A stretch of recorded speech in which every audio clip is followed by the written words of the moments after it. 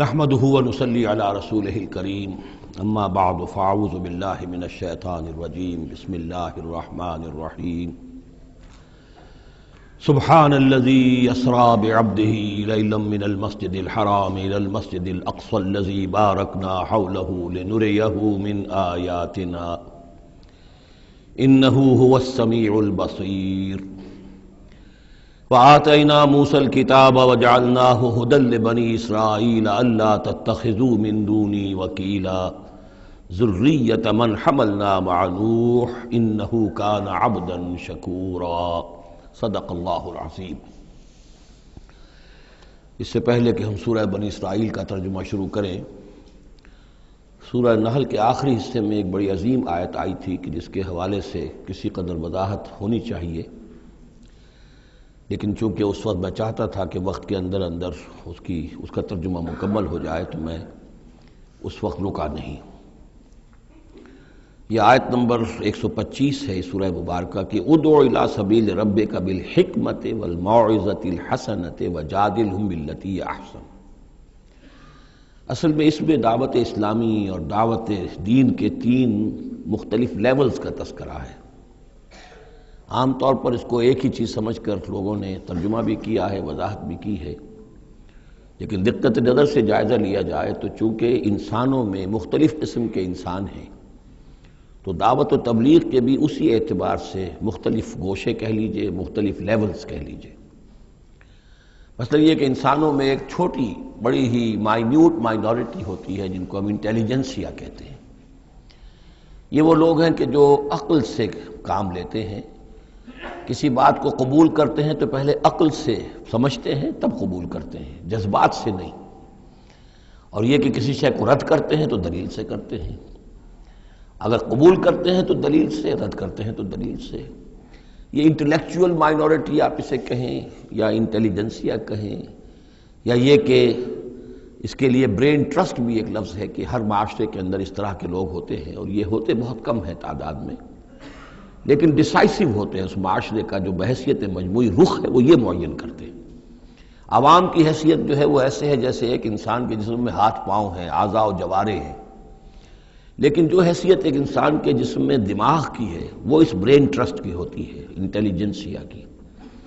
یہ طبقہ جو ہے اس کو دعوت جو دی جائے تو ظاہر بات ہے کہ وہ واعظ سے نہیں، جذباتی نہیں، بالحکمہ، پختہ باتیں، عقلی دلائل، محکم باتیں، وہ حکمت جس کے بارے میں فرمایا گیا وَمَن یُؤْتَ الْحِکْمَةَ فَقَدْ أُوتِیَ خَیْرًا کَثِیرًا، سورہ بقرہ میں ہم پڑھا ہے۔ اور وہ حکمت کے جو 3 جگہ پر حضور صلی اللہ علیہ وسلم کی جو تعلیم و تربیت ہے اس کے مراحل میں سب سے اونچا مرحلہ بیان ہوا ہے، یتلو علیہم آیاتہ ویزکیہم ویعلمہم الکتاب والحکمہ۔ یہ حکمت جو ہے گہری باتیں، دانائی کی باتیں، عقل کی باتیں، مسلمہ اصول، ان کے حوالے سے یہ سمجھنا کہ کس شے کی اہمیت زیادہ ہے، کس شے کی اہمیت کم ہے، کیا چیز پرائمری امپورٹنس کی ہے، کیا سیکنڈری ہے، ان چیزوں کو جاننے والے لوگ جو ہیں، جو اصول پہچان لیتے ہیں، پھر اصولوں کو منطبق کرنا جانتے ہیں، تو ان کے لیے دعوت جو ہے وہ بھی بہرحال اسی سطح کی ہونی چاہیے کہ وہ دعوت جو ہے دلائل پر، براہین پر۔ جب قرآن کہتا ہے اپنے مخالفین سے ہاتھو برہانکم ان کنتم صادقین، لاؤ دلیل لاؤ، تو ظاہر بات ہے کہ پھر ان کے مخاطبین جو ہیں ان کو بھی حق پہنچتا ہے کہ وہ دلیل طلب کریں۔ اب اس کے لیے ظاہر بات ہے کہ وہی شخص یہ کام کر سکتا ہے جو خود اپنی ذہنی سطح کے اعتبار سے کافی بلند ہو چکا ہو، جس کا اپنا شعور بہت پختہ ہو چکا ہو۔ جب تک کہ وہ خود حکیم نہ ہو تو حکمت کے ساتھ دعوت کیسے دے گا؟ لیکن ایک ہے عام سطح لوگوں کی، عام لوگ جو ہیں جن کے دماغوں میں اس طرح کے کوئی فطور نہیں ہوتے، کوئی وہ عقل کی چھلنی لگی ہوئی نہیں ہوتی، ان کے جذبات جو ہے اچھے، اگر جذبات اچھی بات کہی جائے تو جذباتی طور پر بھی اپیل ہو جاتی ہے۔ یوں سمجھیے کہ دل جو ہے ان کے کھلے ہیں، کھلی کتاب کے مانند ہیں، آپ جو چاہیں لکھ دیجئے، جیسے کھلی صاف سلیٹ ہے اس پر آپ نے جو چاہا لکھ دیا۔ ایسے لوگوں کے لیے یہ ہے کہ موعظۃ الحسنہ، ایک بات جو ہے اچھی بات ہو، خلوص سے ساتھ کہی جائے، وہ شخص یہ محسوس کرے کہ جو بات یہ کہہ رہا ہے مجھ پر دھونس نہیں جمانا چاہتا، اپنے علم کا روب نہیں ڈالنا چاہتا، بلکہ یہ در حقیقت میری خیر خواہی کی وجہ سے، مجھ سے نفرت نہیں کرتا، میری تحقیر نہیں کر رہا ہے، جو یہ مجھ سے کہہ رہا ہے وہ خلوص سے کہہ رہا ہے۔ از دل خیزت بر دل ریزت، دل سے بات نکلے گی اور دل پہ جا اترے گی. یہ ہے موعظہ حسنہ. عوام الناس کے لیے دعوت جو ہے وہ اس لیول کے اوپر ہوتی ہے. وہ زیادہ عقلی اور منطقی اور بحثیں اور ان کے سامنے فلسفے کی جو ہے وہ کتابیں کھول کر آدمی بیٹھ جائے تو یہ گویا کہ ان پر ظلم ہے، یہ ان کے لیے تکلیف مالا یطاق ہے. تو سب سے اوپر کا لیول ہے ادعو الی سبیل ربک بالحکمہ، پھر ہے والموعظۃ الحسنہ عوام کے لیے. نمبر 3 وہ ہوتے ہیں کچھ لوگ معاشرے کے اندر کہ جو لوگوں کو گمراہ کرنے پر تلے ہوتے ہیں. مثلاً عیسائی مشنریز ہیں، انہیں تو خرچے ملتے ہیں، ان کے تنخواہیں ہیں، ان کے بجٹس ہیں، بڑی بڑی حکومتوں کی طرح کے بجٹ ان کے ہیں. ان کی ٹریننگ اس لیے ہو رہی ہے، انہیں خاص خاص ایشوز کے اوپر ٹرین کر کے بھیجا جاتا ہے مناظرہ کرنے کے لیے. قادیانیوں کا نظام ہے، بہائیوں کا نظام ہے. ان کے لیے یہ ہے کہ لوگوں کو ٹریننگ دے کر وہ مجادلے کے لیے، مناظرے کے لیے، بحث کے لیے، اس کے لیے ان کو تیار کیا گیا ہوتا ہے. یہ بات مان کر دینے والے نہیں ہوتے. آپ خلوص کے ساتھ ان سے بات کریں گے تو وہ در حقیقت وہ تو یوں سمجھیے کہ ادھار کھائے بیٹھے ہوتے ہیں اس پر کہ انہوں نے بات نہیں ماننی، بلکہ یہ کہ لوگوں کو گمراہ کرنا. ان کے ساتھ جدال کرنا پڑتا ہے، جو جھگڑنا بھی پڑتا ہے، بحث بھی کرنی پڑے گی. لیکن اس بحث میں بھی جو ہمارے ہاں مناظرے کا لفظ آیا ہے، قرآن مجید میں مناظرے کا لفظ نہیں آیا ہے، مجادلے کا لفظ آیا ہے. جادلہم، ہاں ان سے جھگڑو، انہیں جواب دینے پڑیں گے ایسے کہ جو انہیں خاموش کر دیں. اگر وہ خاموش نہیں ہوں گے تو عوام الناس کے اوپر ان کا اثر ہو جائے گا. لیکن اس مجادلے میں بھی تمہارا اپنا اخلاقی معیار برقرار رہنا چاہیے.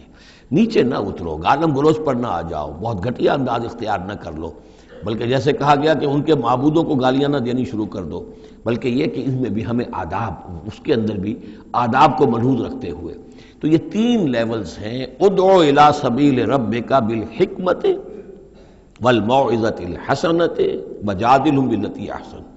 اب اس میں ہر ایک کے لیے پھر تیاری کرنی ہوگی.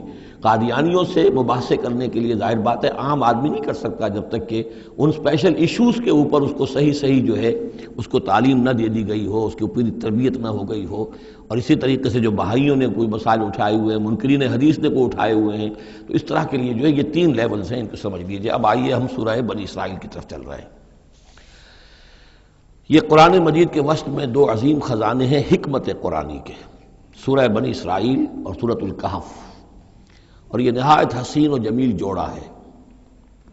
اس میں جوڑے ہونے کی جو نسبتیں ہیں، نسبت زوجیت، کیا کیا مشابہتیں ہیں، کس کس اعتبار سے کمپلیمنٹری ہیں، وہ تو ظاہر بات ہے کہ میں شروع میں زیادہ وقت نہیں لے سکتا. یہ تو دوران جب ہم ترجمہ کریں گے، پڑھیں گے، بات واضح ہو جائے گی.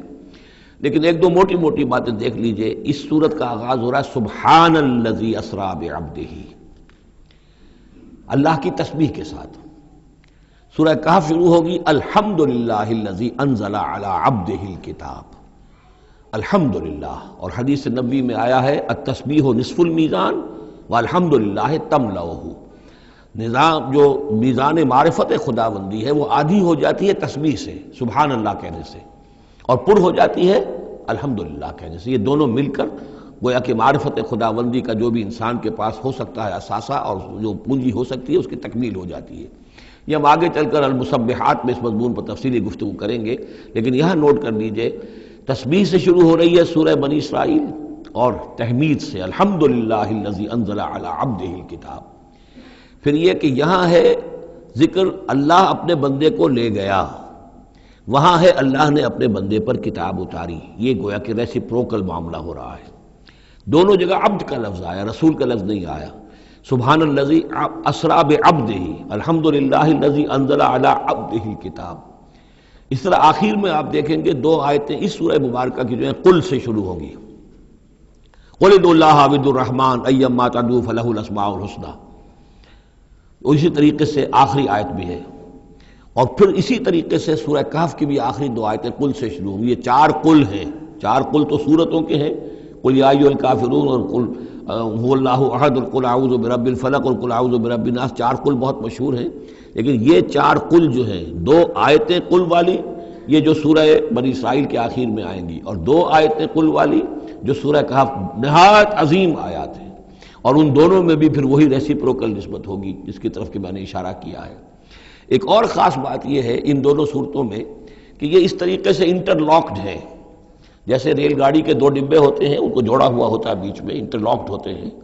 یہ جو ہے وہ ختم ہوگی سورہ مبارکہ کبر ہو تکبیرا قل الحمد للہ الذی لم یتخذ ولدا، کہو کہ قل حمد، کل تعریف اللہ کے لیے ہے جس نے کسی کو اپنا بیٹا نہیں بنایا۔ یہ آخری آیت ہے، اور اس حکم پر گویا کہ تعمیل کرتے ہوئے اگلی صورت نازل ہو رہی ہے، الحمد للہ الذی انزل علی عبدہ الکتاب ولم یجعل لہ عوجا۔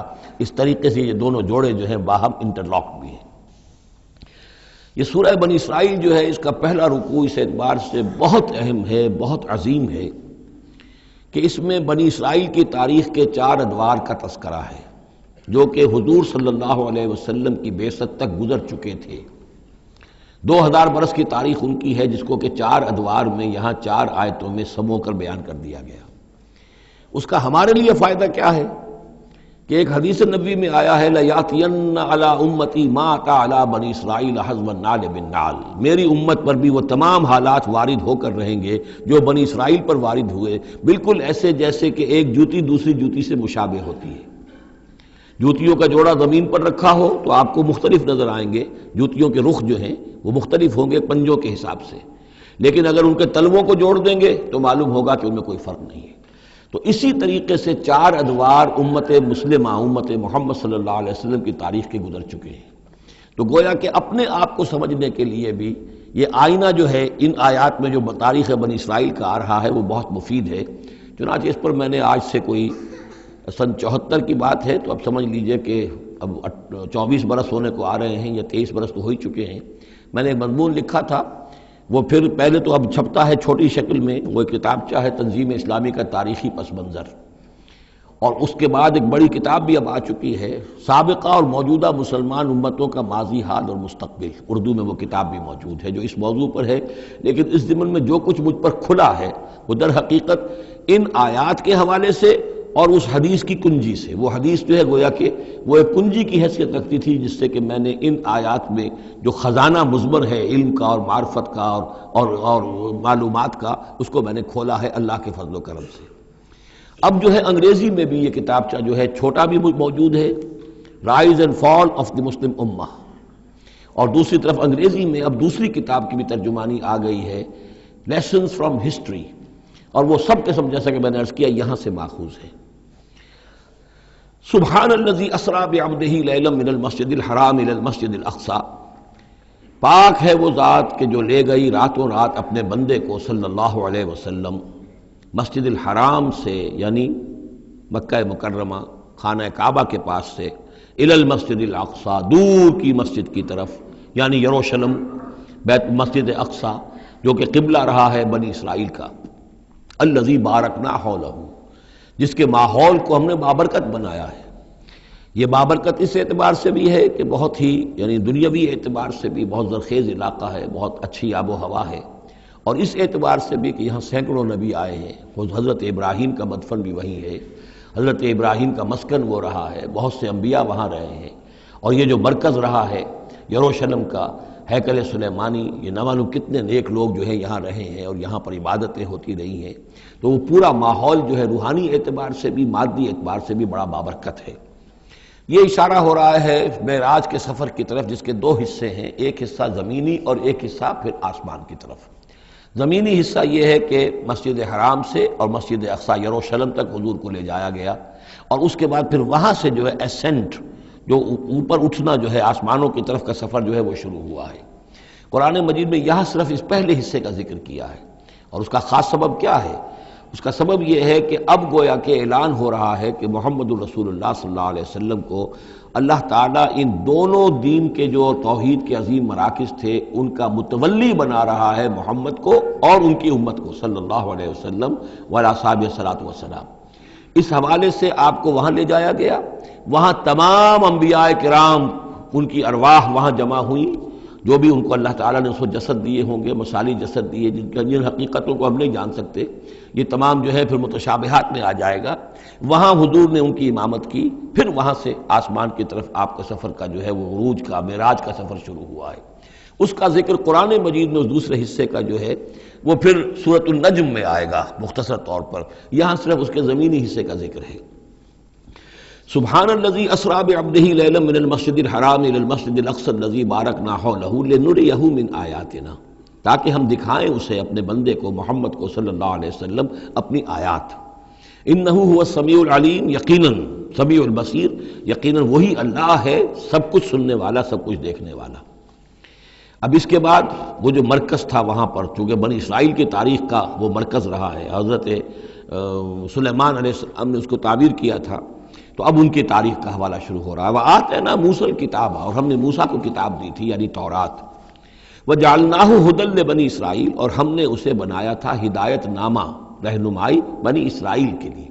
وہ ہدی للناس اس معنی میں نہیں تھی کہ تمام نوع انسانی کے لیے ہو، بلکہ وہ در حقیقت بنی اسرائیل کے لیے ہدایت نامہ۔ وَجَعَلْنَاهُ هُدًى لِبَنِي اسرائیل أَلَّا تَتَّخِذُوا مِن دُونِي وَكِيلًا، اور اس کی تعلیم کا لب لباب اور خلاصہ، توحید کا اصل جو جوہر ہے، مغز ہے، وہ کیا ہے؟ اللہ کے سوا کسی کو کارساز نہ سمجھو، مت پکڑو کسی اور کو میرے سوا کارساز، کسی پر تمہارا بھروسہ، کسی پر توکل نہ ہو میرے سوا۔ یہ توحید کا لب لباب ہے اور خلاصہ ہے۔ ذریۃ من حملنا مع نوح، اے وہ لوگوں جو اولاد ہو ان کی جن کو ہم نے اٹھایا تھا نوح کے ساتھ، سوار کیا تھا کشتی میں نوح کے ساتھ۔ حضرت نوح علیہ السلام کے 3 بیٹے، سام، حام، یافس، اور ظاہر بات ہے سام ہی کی نسل ہے یہ کہ جس میں حضرت ابراہیم کی پیدائش ہوئی، اور انہی کی نسل ہے یہ بنی اسرائیل۔ تو گویا کہ یہاں ذکر ہو رہا ہے کہ وہ جو لوگ حضرت نوح علیہ السلام کے ساتھ بچا لیے گئے تھے ان کی کشتی میں، انہی میں سے ایک کی نسل تم ہو۔ ذریۃ من حملنا مع نوح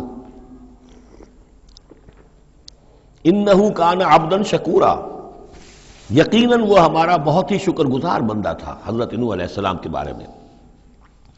وَقَضَيْنَا إِلَىٰ بَنِي إِسْرَائِيلَ فِي الْكِتَابِ لَتُفْسِدُنَّ فِي الْأَرْضِ مَرَّتَيْنِ، اور ہم نے یہ پہلے ہی متنبہ کر دیا تھا بنی اسرائیل کو کتاب میں کہ 2 مرتبہ تم زمین میں بڑا فساد مچاؤ گے۔ وَلَتَعْلُنَّ عُلُوًّا كَبِيرًا، اور بہت ہی تم سرکشی کرو گے، بہت بڑی سرکشی کرو گے۔ یعنی 2 ادوار تم پر ایسے آئیں گے، شرارتیں کرو گے، سرکشی کرو گے، دین سے دور ہو جاؤ گے، لہو و لعب میں مبتلا ہو جاؤ گے، عیاشیوں کے اندر، اور اس میں تمہارا جو ہے اللہ تعالیٰ کی طرف سے پھر تمہارے اوپر عذاب کے کوڑے برسیں گے۔ اب یہاں پہ بٹوین دی لائن یہ ہے کہ اس سے پہلے ان کا ایک دور آیا کہ جس کے اندر ان کو اللہ تعالیٰ نے ان پر رحمتیں فرمائیں۔ چونکہ ہم کچھ چیزیں پڑھ چکے ہیں تاریخ بنی اسرائیل کے ضمن میں، وہ ذہن میں رکھیے۔ حضرت موسیٰ علیہ السلام لے کر نکلے بنی اسرائیل کو مصر سے، تو یہ 1400 قبل مسیح کی بات ہے۔ اس کے بعد وہ آئے ہیں، تورات انہیں ملی ہے جبکہ وہ جبل طور کے پاس پڑاؤ ڈالا ہے۔ وہاں سے پھر شمال مشرق کی طرف چلے ہیں، جب کہا گیا کہ جنگ کرو قوم نے انکار کر دیا، تو 40 برس تک کی سزا مل گئی ان کی بزدلی کی وجہ سے۔ 40 برس تک وہ اسی صحرا میں بھٹکتے پھرے۔ اسی دوران حضرت موسیٰ کا انتقال ہو گیا اور حضرت ہارون کا بھی انتقال ہو گیا۔ لیکن پھر صحرا میں جو نسل پیدا ہوئی وہ پلی بڑھی، وہ ہمت والی تھی، مشقت دیکھی ہوئی تھی اس نے پھر جنگ کی اور جہاد کیا۔ حضرت یوشع ابن نون جو خلیفہ اول تھے حضرت موسیٰ علیہ السلام کے، ان کی سرکردگی میں تو فلسطین فتح کر لیا۔ پہلا شہر جو فتح ہوا وہ اریحا یا جریکو ہے، تو آج بھی موجود ہے وہ شہر۔ اس کے بعد انہوں نے کچھ عرصے کے اندر پورا فلسطین فتح کر لیا، لیکن غلطی یہ کی کہ اس میں ایک مرکزی حکومت نہیں بنائی، بہت سے 12 حکومتیں، 12 قبیلے تھے، جیسے 12 چشمے ان کو دیے گئے تھے، 12 حکومتیں بنا لی۔ پھر آپس میں لڑنے بھی لگے، طوائف الملوکی ہوئی۔ تو آس پاس کے جو مشرک اور کافر قومیں تھیں سیریا وغیرہ میں اور آس پاس اردن کے رہنے والی، انہوں نے پھر جو ہے ان کے اندر ریشہ دوانی شروع کی، اور ایک دور یہ آیا کہ اس میں ان کو بہت سے لوگوں کو اپنے گھروں سے نکال دیا گیا، اور وہ لوگ بڑی زوال سے دوچار ہو گئے۔ تب انہیں ہوش آیا، انہوں نے سیموئیل نبی جو ان کے تھے ان سے کہا کہ ہمارے لیے سپہ سالار مقرر کیجئے، ایک سپہ سالار ہو تاکہ اس کے پیچھے ہم سب کے سب 12 کے 12 قبیلے جمع ہو کر جنگ کریں، تو پھر یہ کہ اپنے دشمنوں پر فتح حاصل ہو۔ یہ وقفہ تقریباً 300 برس کا ہے، جس کے بعد وہ جنگ ہوئی ہے طالوت اور جالوت کی، اور حضرت طالوت نے جالوت کو قتل کیا۔ پھر حضرت داؤد منظر پر آ گئے، پھر طالوت، حضرت داؤد اور حضرت سلیمان، یہ 3 ان کی حکومتیں ہیں تقریباً 100 برس پر پھیلی ہوئی۔ 16 برس طالوت کے، 40 برس حضرت داؤد کے، 40 برس حضرت سلیمان کے۔ یہ گویا کہ ان کی خلافت راشدہ ہے، جیسے ہمارے یہاں حضرت ابوبکر کا دور مختصر ہے، پھر حضرت عمر، پھر حضرت عثمان رضی اللہ تعالی عنہم، یہ مل کر جو ہمارے ہاں بنتے ہیں 24 برس 3 خلافتوں کے، ان کے ہاں یہ 100 برس کا عرصہ ہے۔ لیکن حضرت عثمان کے بعد آپ کو معلوم ہے کہ تقسیم ہو گئی تھی مملکت، اس لیے کہ حضرت علی رضی اللہ تعالی عنہ کی خلافت کو حضرت امیر معاویہ نے تسلیم نہیں کیا تو شام اور مصر کے علاقے علیحدہ رہے۔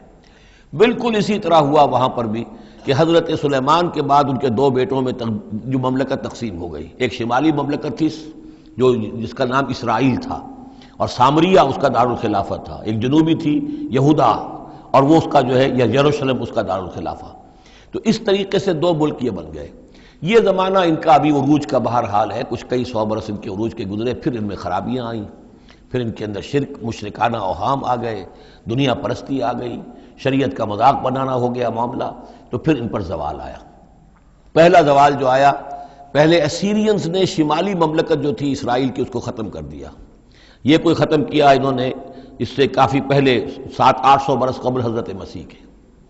اس کے بعد جو اصل آیا ہے نبوکڈ نظر جو نمرود تھا عراق کا، اس کا حملہ ہوا 587 قبل مسیح میں، انہوں نے یروشلم کو برباد کیا، 6 لاکھ کو قتل کیا، 6 لاکھ کو قیدی بنا کے لے گیا، اور یہ کہ یروشلم میں 2 اینٹیں سلامت نہیں رہنے دیں اور ہیکل سلیمانی کو مسمار کر دیا۔ یہ ان کا بدترین دور آیا۔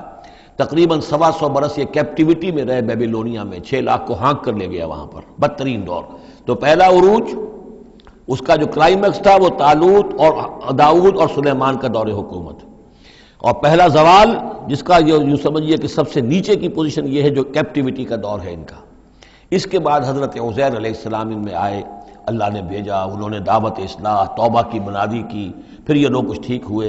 ادھر یہ کہ ایران نے حملہ کیا تھا عراق پر اور ان کو آزاد کر دیا تھا کہ جاؤ تم، کہ خورس نے، ذوالقرنین نے، کہ تم جاؤ اور جا کر اپنا شہر دوبارہ آباد کر لو، تو یہ پھر آ گئے، حضرت عزیر کے ساتھ ہو کر آئے ہیں۔ تو یہ تقریباً 458 قبل مسیح میں پھر یہ دوبارہ آئے ہیں۔ تو یہ سمجھیے کہ 125 برس تک یہ جو شہر ہے اجڑا پڑا رہا ہے۔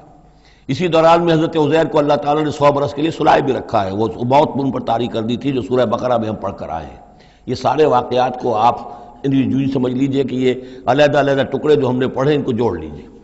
بہرحال پھر ان کے اندر یہ کہ ایک نیکی کی تحریک چلی، پھر ان کے اندر لوگوں نے توبہ کی، پھر اللہ نے انہیں دوبارہ ایک عروج عطا کیا، مکابی سلطنت قائم ہوئی، اور وہ جہاں تک دنیاوی حدود ہیں، زمینی حدود، وہ حضرت سلیمان کی مملکت سے بھی بڑی تھی۔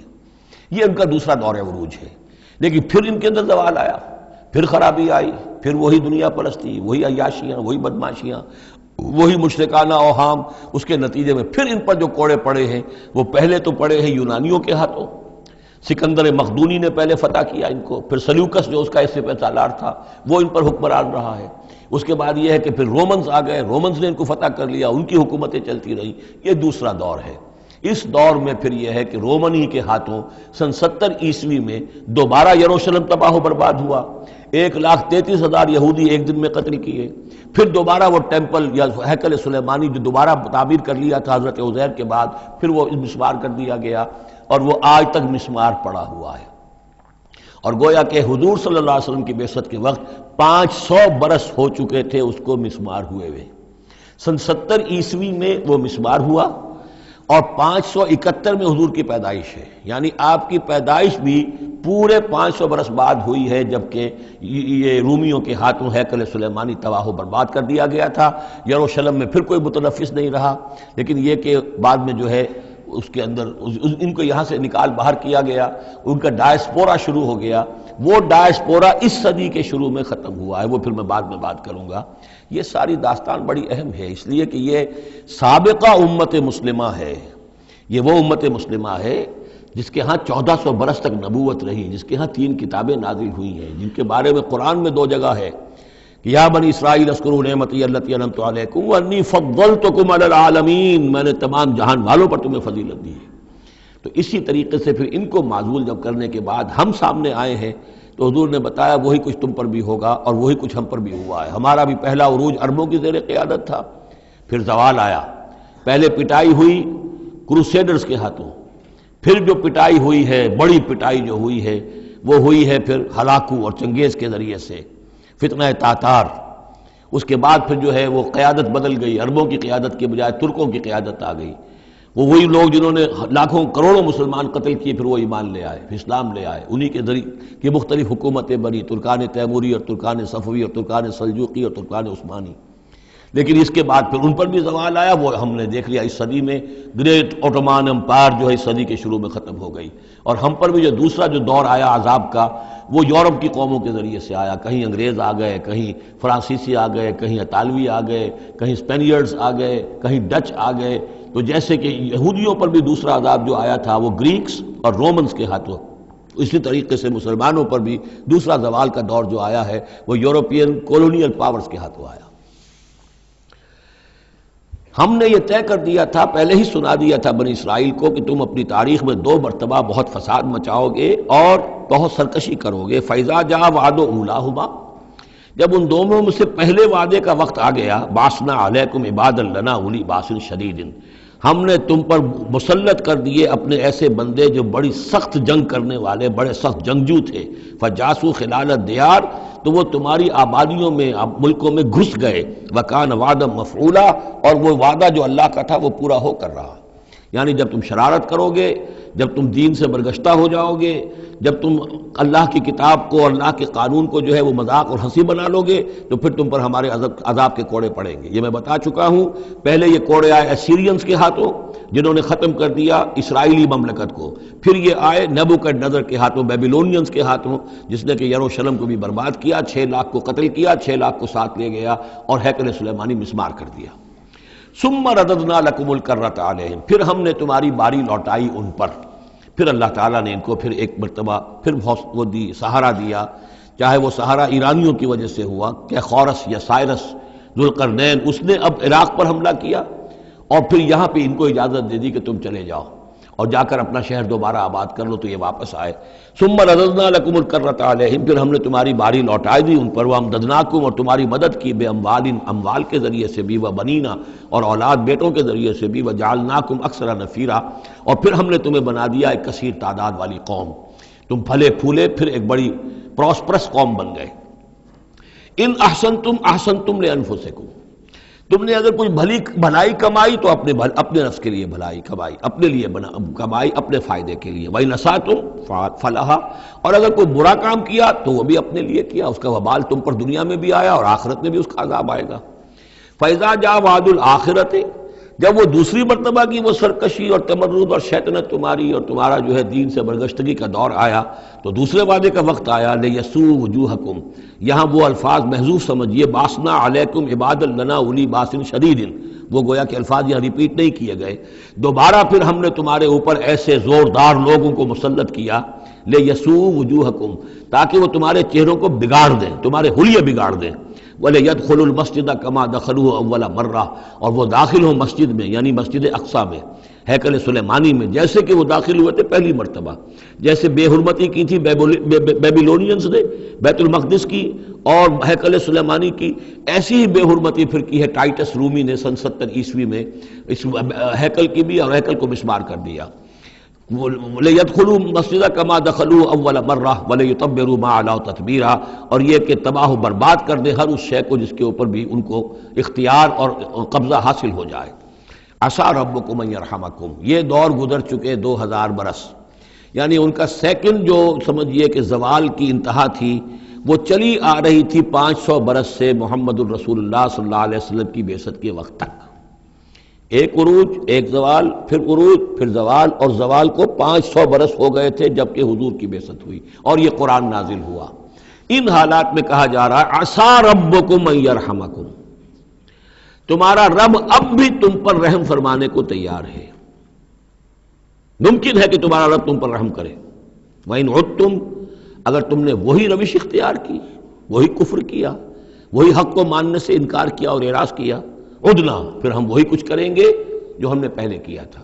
وَجَعَلْنَا جَهَنَّمَ لِلْكَافِرِينَ حَصِيرًا، اور ہم نے کافروں کے لیے جہنم کو تو باڑا بنا رکھا ہے، جیل تو بنا رکھی ہے ہم نے جو ان سب کا احاطہ کر لے گی، جس طرح کہ جانوروں کے باڑے میں بند کر دیا جاتا ہے، اسی طریقے سے قید خانہ ہم نے تیار کر رکھا۔ آخرت کا قید خانہ تو ہے ہی، اس دنیا میں بھی تم پر عذاب کے کوڑے برسیں گے۔ ان ھذا القرآن یہدی للتی ہی اقوم، دیکھو اب یہ قرآن جو ہم نازل کر رہے ہیں اپنے بندے محمد پر صلی اللہ علیہ وسلم، یہ گویا کہ اب شاہ درا ہے، اللہ کی رحمت میں داخل ہونا ہے تو اس سے داخل ہونا ہوگا، اس کو مانو تو تمہارے لیے اللہ کی رحمتوں کے دروازے پھر کھل جائیں گے۔ جو بھی اللہ نے وعدے کیے ہیں اپنے اس آخری نبی اور ان کی امت کے لیے، تم بھی اس میں شامل ہو جاؤ گے، انہی کی برکتوں سے تم بھی حصہ پاؤ گے۔ ان ھذا القرآن یہدی للتی ہے اقوم، یقیناً یہ قرآن ہے جو اب راستہ دکھا رہا ہے اور رہنمائی کر رہا ہے اس راہ کی طرف جو سب سے سیدھی ہے، اقوم۔ وَيُبَشِّرُ الْمُؤْمِنِينَ، اور بشارت دیتا اہل ایمان کو، الذین یعملون الصالحات، جو نیک عمل بھی کریں، ان لہم اجرا کبیرا، کہ ان کے لیے بہت بڑا اجر ہے، وان الذین لا یؤمنون بالآخرہ۔ اب دیکھیے جہاں بھی وہ بات آتی ہے عمل کی خرابی کی تو ایمان بالآخرہ کا تذکرہ، اور وہ لوگ کہ جو ایمان نہیں رکھتے آخرت پر، اعتدنا لہم عذابا علیما، ان کے لیے تو ہم نے فراہم کیا ہوا ہے دردناک عذاب۔ یہ پہلا رکوع 10 آیات کا بہت ہی اہم ہے تاریخی اعتبار سے، اور اس کو سمجھنا چاہیے۔ یہ خد و خال یہ ہماری ہی گویا کہ امت مسلمہ ایک ہم ہیں، الحمدللہ امت محمد میں شامل ہے، لیکن یہ بھی ایک امت مسلمہ تھی، یہ سابقہ امت مسلمہ ہے، اور ابھی یہ ختم نہیں ہوئی ہے، موجود ہے۔ اگر ڈپوزڈ ہے، معزول کر دی گئی ہے، وہ دوسری بات ہے، اور تقریباً 2000 برس سے یہ بڑے سختیوں کے اندر تھی، لیکن اب تقریباً 100 برس سے یہ ابھر کر آ گئی ہے، اور یوں سمجھیے کہ اب 2 پتنگیں اوپر چڑھ رہی ہیں۔ ایک سابقہ امت مسلمہ کی 1917 سے چڑھنی شروع ہوئی، بالفور ڈکلریشن، 1948 میں اسرائیل بن گیا، 1967 میں اسرائیل کی جو توسیع ہو گئی، 1991 میں آپ کو معلوم ہے کہ جو اس کا اربوں میں ایک ہی دشمن ہو سکتا تھا جس سے اسے خطرہ تھا، عراق، اس کا برکس نکال دیا گیا۔ اب وہ اس پورے علاقے کے اندر تو ایک اتنی بڑی طاقت ہے کہ کسی عرب ملک کے اندر یہ جرت نہیں ہے کہ وہ اسرائیل کا مقابلہ کر سکے۔ لیکن یہ کہ امت مسلمہ میں بھی رینائسنس شروع ہوا ہے، یہ بھی اپنے انتہائی زوال کو پہنچ چکی تھی اس صدی کے آغاز میں۔ پہلی جنگ عظیم کے بعد جب سلطنت عثمانیہ ختم ہوئی، خلافت ختم ہو گئی 1924 میں، تو اس کے بعد سے یہاں بھی ایک رینائسنس شروع ہو چکا ہے۔ یہاں بھی پھر آزادی کی تحریکیں چلیں، پھر جو ریوائیول کی تحریکیں، احیائی تحریکیں، جماعت اسلامی کی تحریک، اخوان کی تحریک، مخزومی پارٹی، اسی طریقے سے جو ایران میں تھے فدائی، یہ تحریکیں چل رہی ہیں۔ تو اس کو بھی جاننا بہت ضروری ہے کہ یہ جو صدی ہماری گزری ہے، اب ختم ہو رہی ہے، اس صدی کے دوران ہمارا ایک زوال کا عمل بھی چل رہا تھا، اور ایک یہ کہ ایک نئی ایک ترقی کی طرف بھی ہم آگے بڑھے ہیں رفتہ رفتہ۔ یہ دونوں پروسیس سائیڈ بائی سائیڈ، مرج البحرین یلتقیان بینہما برزخ لا یبغیان، یہ دونوں عمل چل رہے ہیں۔ ان تمام چیزوں کا صحیح اندازہ ہونا چاہیے، ذہن میں خاکہ ہونا چاہیے، تاکہ کوئی شخص دین کی خدمت کر رہا ہو تو اسے معلوم ہو زمان و مکان کے اعتبار سے میں کہاں ہوں، کس جگہ کھڑا ہوں، ماضی کیا ہے، سامنے کیا ہے، داہنے بائیں کیا حالات ہیں۔ تو یہ ساری چیزیں جو ہیں ان کو سمجھنا بہت ضروری ہے۔ چنانچہ وہ جو میں نے چند کتابوں کا تذکرہ کیا ان کو غور سے پڑھیے، 2 مختصر ہیں، 2 ذرا اس سے بڑی ہیں۔ وَيَدْعُو الْإِنسَانُ بِالشَّرِّ دُعَاءَهُ بِالْخَيْرِ، اور انسان پکار بیٹھتا ہے شر جبکہ وہ پکار رہا ہوتا ہے اپنے نزدیک خیر۔ یعنی جب انسان دعا کرتا ہے اللہ یوں کر دے، اسے یہ معلوم نہیں کہ یہ اس کے لیے شر ہے، مانگ رہا ہے۔ جیسا کہ ہم پڑھ چکے سورہ بقرہ میں، عَسَىٰ أَن تَكْرَهُوا شَيْئًا وَهُوَ خَيْرٌ لَكُمْ، اے اللہ یہ چیز مجھ سے دور کر دے، جو چیز تم ناپسند کرتے ہو حقیقت میں اس میں تمہارا خیر ہے۔ وَعَسَىٰ أَن تُحِبُّوا شَيْئًا وَهُوَ شَرٌّ لَكُمْ، اور ہو سکتا ہے تم کسی شے کو پسند کرو اور اس میں تمہارے لیے شر ہے۔ اللہ یعلم وانتم لا تعلمون، اللہ جانتا تم نہیں جانتے۔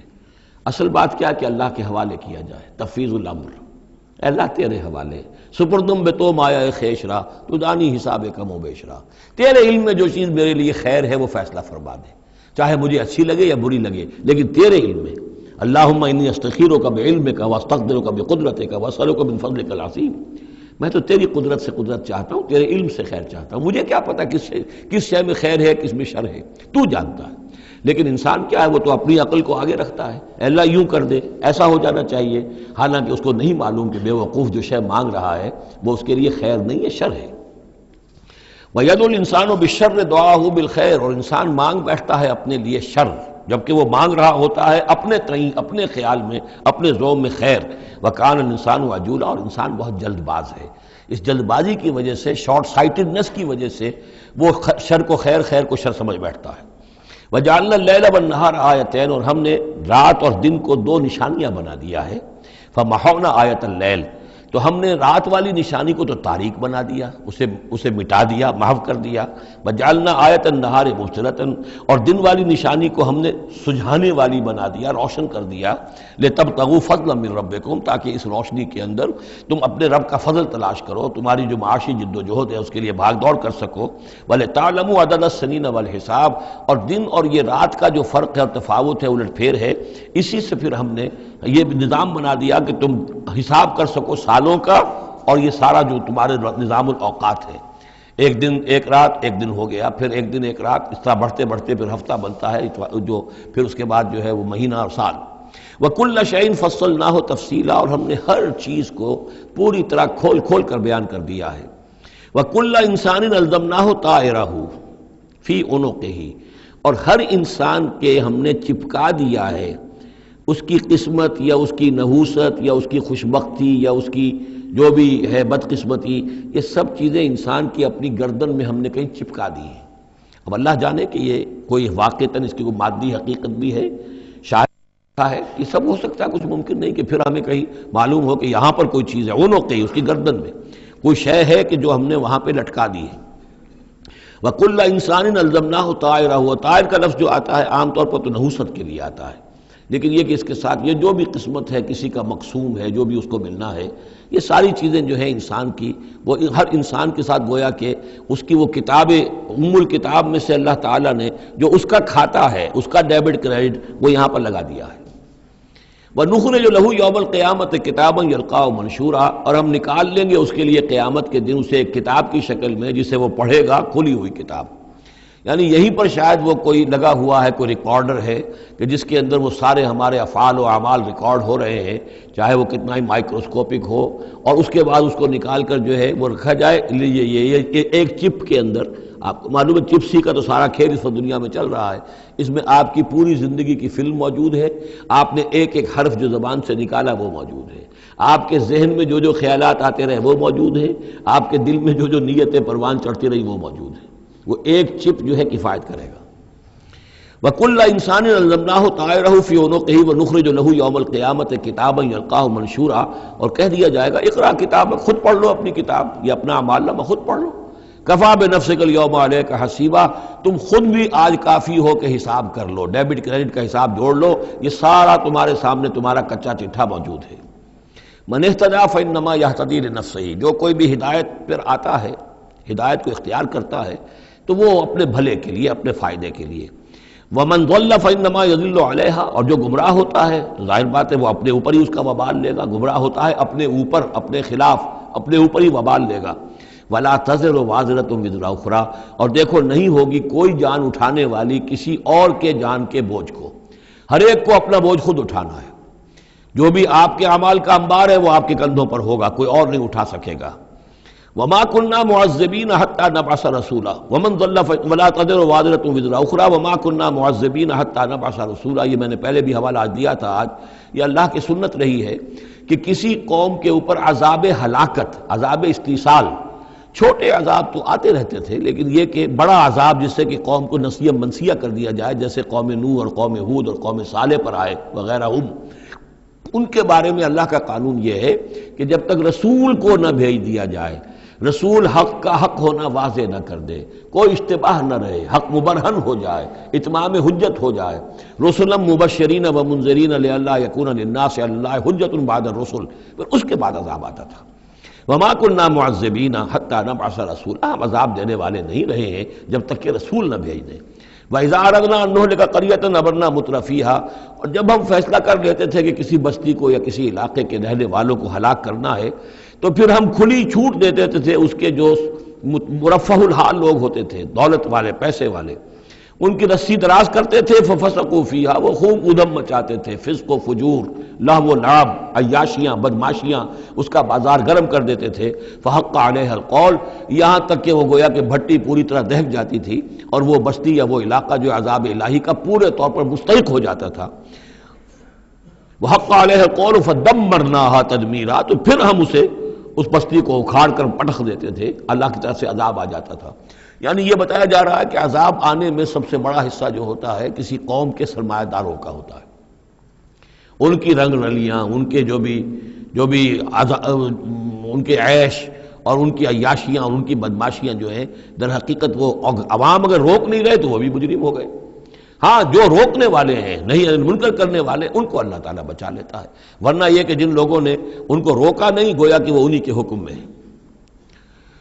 وَكَمْ أَهْلَكْنَا مِنَ الْقُرُونِ مِنْ بَعْدِ نوح، اور کتنی ہی نسلوں اور قوموں کو ہم نے ہلاک کیا ہے نوح کی قوم کے بعد. وَكَفَى بِرَبِّكَ بِذُنُوبِ عِبَادِهِ خَبِيرًا بَصِيرًا، اور آپ کا رب کافی ہے لوگوں کے گناہوں سے واقف ہونے کے اعتبار سے، وہ جانتا ہے. کفا بربک بذنوب عبادہ خبیرا بصیرا، خبیر اور بصیر ہونے کے اعتبار سے خوب جانتا ہے کس نے کیا کمایا ہے، کس نے کون کون سے گناہ جو ہیں اپنے نامہ اعمال میں درج کرائے ہیں. یہ جو اب آیتیں آ رہی ہیں یہ اس موضوع پر، اگرچہ یہ موضوع جو ہے قرآن مجید میں بار بار آتا ہے، لیکن یہ مقام اس موضوع کے لیے ذروۂ سنام ہے قرآن کا، چوٹی یہ ہے اس موضوع پر. وہ موضوع کیا ہے؟ من کان یرید العاجلۃ عجلنا لہ فیہا ما نشاء لمن نرید. جو کوئی عاجلہ کا طلبگار بنتا ہے، اس دنیا ہی کا طالب ہے، یہیں کا عیش، یہیں کا آرام، یہیں کی دولت، یہیں کا نام، یہیں کی شہرت، یہیں کا اقتدار، بس یہیں کا چاہیے، یہی چاہیے. من کانا یرید العاجلۃ، جو ارادہ کر رہا ہے اسی کا، عجلنا لہ فیہا، تو ہم جلد دے دیتے ہیں اسے اس میں سے. کچھ دولت دے دیں گے، کچھ اور شہرت دے دیں گے، کچھ دنوں کے لیے وزیر اعظم بنا دیں گے، کچھ اور کر دیں گے. ان کی محنت جو ہے اس کو کسی نہ کسی درجے میں کامیاب کر دیں گے، لیکن دو شرطوں کے ساتھ. ما نشاء لمن نرید، جتنا ہم چاہیں گے اور جس کے لیے چاہیں گے. یہ ضروری نہیں کہ ہر شخص جو دنیا کا طالب ہے دنیا اسے مل ہی جائے. بہت سے ایسے لوگ ہوتے ہیں وہ ساری عمر اپنے آپ کو ہلکان بھی کر دیتے ہیں، دنیا پھر بھی ہاتھ نہیں آتی. ایسا بھی ہوتا ہے، یہ اللہ کا فیصلہ ہوتا ہے. جتنا ہم چاہتے ہیں، جس کو چاہتے ہیں، دنیا میں اس کی محنت کا نتیجہ دے دیتے ہیں. من کان یرید العاجلۃ عجلنا لہ فیہا ما نشاء لمن نرید ثم جعلنا لہ جہنم. پھر چونکہ وہ طالب دنیا کا تھا، اس میں سے ہم نے انہیں دے دیا جتنا چاہا، پھر اس کے لیے ہم جہنم مقرر کر دیتے ہیں. یصلاھا مذموما مدحورا، اس میں وہ داخل ہوگا مذمت زدہ ہو کر اور دھکے دیے جا کر. اب دوسری طرف من اراد الآخرۃ، اب یہ ہے اصل شے جس کو لٹمس ٹیسٹ میں کہتا ہوں. ہر شخص اپنے غریبان میں جا کے میں طالب آخرت ہوں یا طالب دنیا ہوں. دنیا کی بجائے یہ لفظ عاجلہ آیا ہے. دنیا بھی مؤنث ہے، ادنا قریب کی شے کو کہتے ہیں ادنا، اور اس کا مؤنث دنیا. عاجل جلدی والی شے. دنیا جو ہے یہ زندگی نقد ہے اور یہ فوری طور پر ہے. یہاں کی جو راحت ہے وہ بھی نقد ہے، یہاں کی تکلیف ہے وہ بھی نقد ہے، فوری طور پر محسوس ہو جاتی ہے. آخرت کی راحت بھی ابھی وہ بعد میں آنے والی شے ہے، اور وہاں کا عذاب بھی بعد میں آنے والا، اس لیے وہ آخرہ ہے. تو آخرہ کے مقابلے میں یا دنیا کا لفظ آئے گا یا عاجلہ کا لفظ آئے گا. من کان یرید العاجلۃ عجلنا لہ فیہا ما نشاء لمن نرید ثم جعلنا لہ جہنم یصلاھا مذموما مدحورا ومن اراد الآخرۃ وسعی لہا سعیہا وہو مومن. جو آخرت کا طالب ہو اور صرف کہنے میں نہ ہو، بات کرنے میں زبانی کلامی نہ ہو، بلکہ یہ کہ واقعتاً اس کے لیے ویسی محنت کرے جیسی کہ آخرت کے لیے کرنی چاہیے. یہ شرط عین ہے. بس سعی لہا سعیہا، اس دنیا کے لیے کتنی بھاگ دوڑ کرتے ہو، اس کے ساتھ ذرا مقابلہ کرو. آخرت اس کے مقابلے میں کتنی قیمتی ہے، کتنی بھاگ دوڑ اس کے لیے ہونی چاہیے. وسعی لہا سعیہا وہو مومن، ایمان بھی رکھتا ہو اور اس کے لیے ویسی محنت کرے جیسی کہ اس کے لیے کی جانی چاہیے. فَأُولَٰئِکَ کَانَ سَعْیُہُم مَشْکُورًا، یہ وہ لوگ ہوں گے کہ جن کی سعی جو ہے اللہ تعالیٰ کے ہاں اس کی قدر کی جائے گی، قدر افزائی کی جائے گی. اللہم ربنا اجعلنا منہم، کافی کٹھن مقام ہے، آسان نہیں ہے، بڑی شرطیں ہیں جو اللہ نے لگائی ہیں. وَمَنْ أَرَادَ الْآخِرَةَ وَسَعَىٰ لَهَا سَعْيَهَا وَهُوَ مُؤْمِنٌ فَأُولَٰئِکَ کَانَ سَعْیُہُم مَشْکُورًا. اللہم ربنا اجعلنا منہم کُلًّا نُمِدُّ هَٰؤُلَاءِ وَهَٰؤُلَاءِ مِنْ عَطَاءِ رَبِّکَ. باقی یہ کہ اس دنیا کی زندگی میں تو ہم مدد پہنچا رہے ہیں ان کو بھی اور ان کو بھی، اہل ایمان کو بھی، طالب آخرت کو بھی، طالب دنیا کو بھی دے رہے ہیں. جب ہم نے امتحان کے لیے یہاں رکھنا ہے تو راشن تو دینا ہی ہے، کھانے پینے کے لیے تو مجرموں کو بھی اور مومنوں کو بھی اور مسلموں کو بھی کچھ نہ کچھ دینا ہے. سبسسٹنس تو ہمارے ذمے ہے. یہ تیرے رب کی عطا میں سے ہے. وما کان عطاء ربک محظورا، اور آپ کے رب کی عطا جو ہے وہ روکی نہیں جا سکتی. یعنی مسلمان یہ چاہیں کہ کافروں کو کچھ نہ دیا جائے، یہ نہیں. یہاں کا معاملہ ہم نے کھلا چھوڑا ہوا ہے. اس میں یہ کہ آپ چاہیں انہیں کچھ نہ ملے، وہ یہ آپ کی بات پوری نہیں ہوگی. انظر کیف فضلنا بعضهم علی بعض، دیکھو کیسے ہم نے بعض کو بعض پر فضیلت دی ہے. دنیا میں مال و اسباب میں دی ہے، ذہنی صلاحیتوں میں دی ہے، اور مختلف اعتبارات سے فضیلتیں دی ہیں.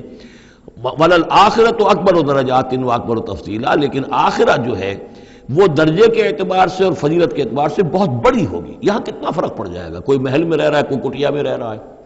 اچھا وہ 20 سال رہ لے گا محل میں، یہ 20 سال رہے گا کٹیا میں، کتنا فرق پڑ گیا۔ لیکن وہاں جو ہے ہمیشہ ہمیشہ کے لیے رہنا ہے، روح و ریحان و جنت نعیم، جنات و عدن میں، یا ہمیشہ کے ہمیشہ رہنا ہے جہنم کے اندر، وہ کتنا فرق ہوگا۔ یہاں کا کیا فرق ہے؟ کچھ بھی نہیں، مرنا اسے بھی ہے اسے بھی ہے، چاہے اس کے لیے بڑے سے بڑے ڈاکٹر موجود ہیں اور یہ کہیں پہ جا کے علاج کرا لے، موت اس کو بھی آئے گی، موت اس کو بھی آ جائے گی۔ زیادہ یہ اسے حسرت رہے گی کہ میں علاج نہیں کرا سکا، بس اللہ اللہ خیر صلی اللہ، لیکن کیا سب جن کو جو علاج کرا سکتے ہیں ان سب کو شفا ہو جاتی؟ کتنے ہی ہیں لاکھوں روپیہ خرچ کر کے آتے ہیں، اس کے بعد بھی وہ شفا تو نہیں ہوتی۔ لا تجعل مع اللہ الہا آخر، اللہ کے ساتھ کسی اور کو الہ نہ بناؤ۔ فتقعد، پھر تمہیں بیٹھ رہنا پڑے گا مذموما مخذولا، مذمت زدہ ہو کر اور اللہ کی جناب سے بے توفیق بنا کر۔ اللہ تعالیٰ جو ہے خذلان الہی، مخذولا، بے یار و مددگار چھوڑ دے گا۔ پھر اس کے بعد یہ دو رکوع جو ہیں یہ بہت اہم ہیں، جیسا کہ میں نے عرض کیا تھا، یہ حضرت عبداللہ ابن عباس رضی اللہ تعالیٰ عنہما کے نزدیک یہ تورات کی تعلیم کا نچوڑ ہے، 10 commandments، the Quranic version of 10 commandments۔ تورات میں جو احکام عشرہ آئے تھے اس کا یہ قرآنک ورژن ہے جو یہاں پر آ رہا ہے۔ اس کا خلاصہ ہم پہلے پڑھ چکے ہیں سورہ انعام کے آخری حصے میں، یہاں ذرا وہی باتیں ہیں کہ ذرا تفصیل سے آئی ہیں۔ وَقَضَىٰ رَبُّكَ أَلَّا تَعْبُدُوا إِلَّا إِيَّاهُ، تیرے رب نے فیصلہ کر دیا ہے کہ نہیں پوجو گے سوائے اس کے کسی کو۔ وَبِالْوَالِدَيْنِ إِحْسَانًا، اور اللہ کے اور والدین کے ساتھ احسان، نیک سلوک۔ یہ چوتھا مقام آ گیا جہاں کہ اللہ، تیسرا مقام آیا ہے، چوتھا مقام سورہ لقمان میں آئے گا، اللہ کے حقوق کے فوراً بعد والدین کے حقوق۔ اما یبلغن عندک الکبر، اگر پہنچ ہی جائیں وہ دونوں بڑھاپے تک تمہارے پاس، احدہما، وہ اکیلے کوئی ایک ان میں سے، اور کلاہما، یا دونوں، یعنی والدین اس بڑھاپے کی اور ضعیفی کی عمر کو پہنچ گئے، یا والد فوت ہو گئے والدہ ضعیفی کی عمر کو پہنچ گئی، یا والدہ فوت ہو گئی والد ضعیفی کی عمر کو پہنچ گئے، یا دونوں کے دونوں ضعیفی کی عمر کو پہنچ گئے۔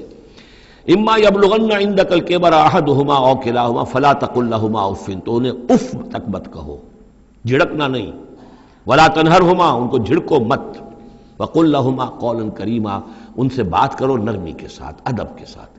کسی وقت ان کی بات ٹالنی بھی پڑ جاتی ہے، ابا جان یہ بات تو میں نہیں کر سکتا، میری مجبوری ہے، لیکن سختی کے ساتھ نہیں، ایسی بات نہ ہو کہ جس سے ان کا دل دکھے کہ آج یہ میرے سامنے سینہ تان کر بات کر رہا ہے، کل یہی تھا وہ جو چھوٹا چھوٹا سا لپٹتا تھا میری ٹانگوں میں آ کر، اور وہ یہی ہے جس سے میں گود میں لیے پھرتا تھا، یہ دل دکھے نہ۔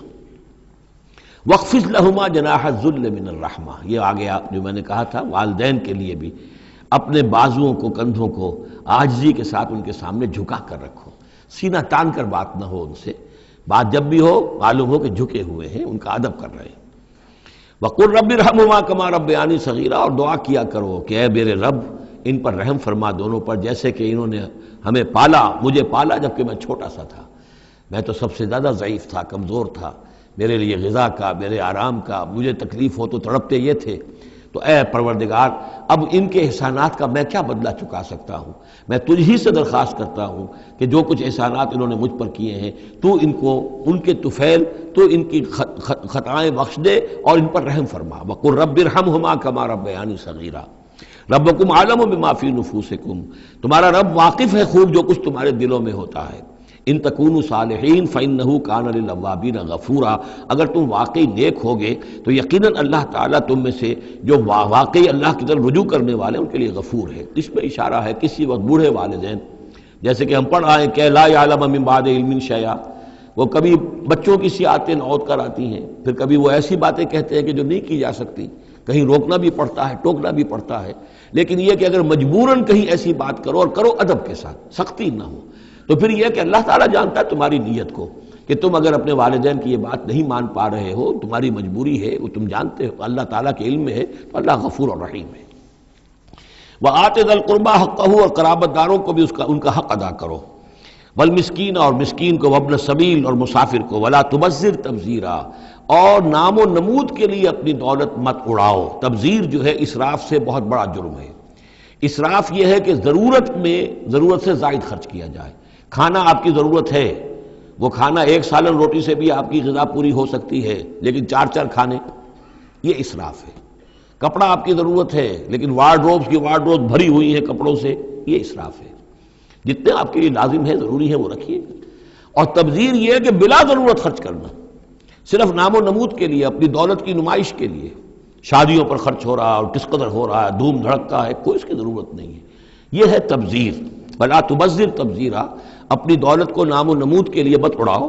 ان المبذرین کانوا اخوان الشیاطین، یقیناً یہ مبذرین جو ہیں، یہ فضول خرچی کرنے والے، بیکار دولت اڑانے والے، اپنی دولت کی نمائش کے لیے، یہ شیطانوں کے بھائی ہیں۔ یہ کیوں ہے؟ یہ بات جب میری سمجھ میں آئی تھی تو بہت قرآن مجید کے ایک اعجاز کا ایک پہلو مجھ پر منکشف ہوا تھا کہ وہ جو آیت ہم پڑھ چکے سورہ مائدہ میں، شیطان کیا چاہتا ہے؟ انما یرید الشیطان ان یوقع بینکم العداوۃ والبغضاء فی الخمر والمیسر، شیطان یہ چاہتا ہے کہ تمہارے مابین دشمنی پیدا کرے، بغض پیدا کر دے شراب اور جوئے کے ذریعے سے۔ وہی بغض اور دشمنی جو ہے وہ اس سے پیدا ہوتی ہے کہ کسی سیٹھ صاحب کی بیٹی کی شادی ہے اور اس پر جو کچھ ہو رہا ہے، وہ جو پوری کوٹھی جو ہے وہ بنی ہوئی ہے، بقائے نور بنی ہوئی ہے اور دھوپ دھڑ رہا ہے۔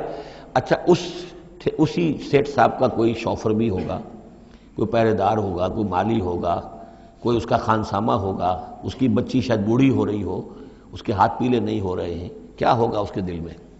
کیا چھریاں نہیں چل رہی ہوں گی اس کے دل میں؟ کیا پھر محبت پیدا ہوگی یا نفرت پیدا ہوگی؟ پھر تو ایسا ہوگا کہ جب اس کا داؤ چلے گا، یہ پیٹ پھاڑے گا اپنے اس سیٹھ کا اور لے کر جائے گا۔ یہ ہے وہ دشمنی ڈالنے والی بات، تبذیر جو ہے، جس سے کہ دشمنی پیدا ہوتی، طبقاتی شعور پیدا ہوتا ہے، ہیوز اور ہیو ناٹس کے درمیان ایک جو خلیج ہے وہ زیادہ سے زیادہ جو ہے گہری اور چوڑی ہوتی چلی جاتی ہے۔ وَكَانَ الشَّيْطَانُ لِرَبِّهِ كَفُورًا، اور یقیناً شیطان اپنے رب کا بہت ہی ناشکرا تھا۔ وَإِمَّا تُعْرِضَنَّ عَنْهُمْ ابْتِغَاءَ رَحْمَةٍ مِّن رَّبِّكَ تَرْجُوهَا، اور اگر تمہیں اعراض کرنا ہی پڑ جائے ان سے، یعنی قرابت دار ہے، کوئی اور آپ سے کوئی سائل آ گیا ہے، کوئی اور ہے جو آپ سے کوئی مدد چاہ رہا ہے، اگر آپ کو اعراض کرنا ہی پڑ جائے، کیوں؟ ابتغاء رحمت من ربک ترجوہا، کہ خود تم اپنے رب کی رحمت کے ابھی امیدوار ہو، یعنی اس وقت تمہارے پاس کچھ نہیں ہے، تم بھی امید میں ہو کہ اللہ تعالیٰ تمہیں بھی نواز دے، تمہارے پاس کچھ نہیں ہے، تو اگر اپنے قرابت داروں سے یا ان سے اعراض کرنا پڑ رہا ہے، فَقُلْ لَهُمْ قَوْلًا مَيْسُورًا، تو بات ان سے وہ کرو کہ جو بڑی نرم ہو، شرافت کے ساتھ، انہیں جھڑکو نہیں۔ وَلَا تَجْعَلْ يَدَكَ مَغْلُولَةً إِلَىٰ عُنُقِكَ، اور نہ تو اپنے ہاتھ کو باندھ لو اپنی گردن کے ساتھ، یہ اصل میں کنایا ہے، استعارہ ہے بخل سے، کہ ہاتھ بندھا ہوا ہے، اس ہاتھ سے کچھ نکل ہی نہیں سکتا، کسی کو کچھ خیر جو ہے وہ مل ہی نہیں سکتا۔ وَلَا تَبْسُطْهَا كُلَّ الْبَسْطِ، اور نہ ہی ہاتھ کو کھول دو پورا کا پورا، یعنی یہ کہ بسا اوقات انسان کے اندر نیکی کا جذبہ اتنا جوش کھاتا ہے کہ سب کچھ اللہ کی راہ میں دے کر خود فقیر ہو جائے، یہ بھی نہیں، بلکہ یہ کہ ایک اعتدال کی راہ ہونی چاہیے۔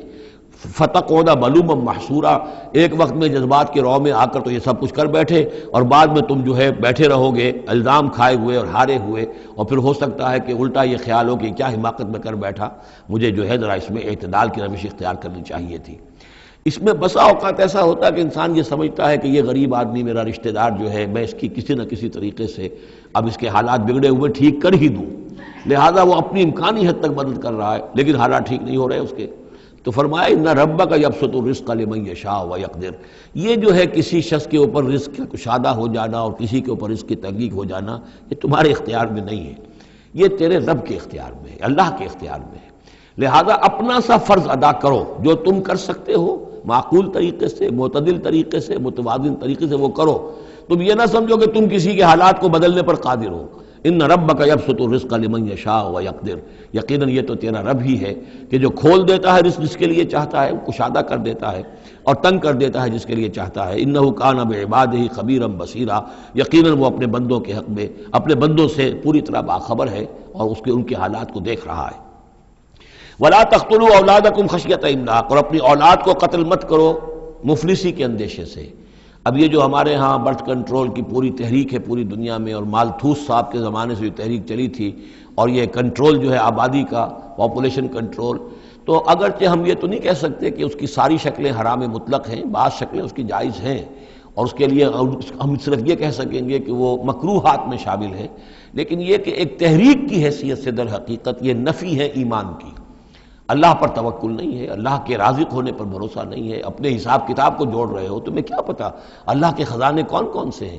ابھی کچھ عرصے پہلے ہمیں پتہ ہی نہیں تھا کہ سمندر کے اندر سے کیا کچھ غذا نکل آئے گی اور کتنی عمدہ غذا ہوگی۔ یہ گوشت جو آپ کو سمندر سے ملتا ہے یہ کس قدر عمدہ ہے صحت کے لیے۔ باقی جو گوشت ہم کھاتے ہیں اوپر سے ریڈ میٹ، اس کے اندر کیا کیا ہیزرڈز ہیں اور کیا کیا خرابیاں ہماری صحت کے لیے، اور یہ جو ہے جو ہمیں ملتا ہے سمندر سے یہ کس قدر عمدہ ہے، لحمن طریہ جو ہم پڑھ چکے ہیں، تو معلوم نہیں تھا۔ اسی اعتبار سے جان لیجئے کہ تم اپنی اولاد کو قتل نہ کرو، اگرچہ جو بھی یعنی یوں سمجھیے کہ کنٹراسیپٹیو میتھڈ جو ہیں اس کے اوپر قتل کا اطلاق تو نہیں ہوگا، البتہ یہ کہ اگر باقاعدہ ایبارشن ہوتی ہے تو وہ تو یقیناً قتل ہی کے زد میں آئے گی۔ وَلَا تَقْتُلُوا أَوْلَادَكُمْ خَشْيَةَ إِمْلَاقٍ نَحْنُ نَرْزُقُهُمْ وَإِيَّاكُمْ، ہم ہی ان کو بھی رزق پہنچائیں گے اور تمہیں بھی ہم دیتے ہیں۔ تم سمجھتے ہو کہ تمہیں رزق خود اپنے ذریعے سے مل رہا ہے، یہ رزق ہم نے ہے جو تمہیں دیا ہے۔ إِنَّ قَتْلَهُمْ كَانَ خِطًا كَبِيرًا، یقیناً ان کو قتل کرنا جو ہے بہت بڑی خطا ہے۔ وَلَا تَقْرَبُوا الزِّنَا، اور زنا کے قریب تک مت جاؤ۔ اب یہاں پر یہ نہیں کہا کہ زنا مت کرو، زنا سے تو بہت فاصلے پر رہو، keep at a safe distance. وَلَا تَقْرَبُوا الزِّنَا، اس کے قریب تک نہ جاؤ، إِنَّهُ كَانَ فَاحِشَةً وَسَاءَ سَبِيلًا، یقیناً یہ بہت بے حیائی کا کام ہے اور بہت ہی برا راستہ ہے۔ وَلَا تَقْتُلُوا النَّفْسَ الَّتِي حَرَّمَ اللَّهُ إِلَّا بِالْحَقِّ، اور مت قتل کرو اس جان کو، انسانی جان کو جسے اللہ نے محترم ٹھہرایا ہے مگر حق کے ساتھ۔ حق کیا ہے؟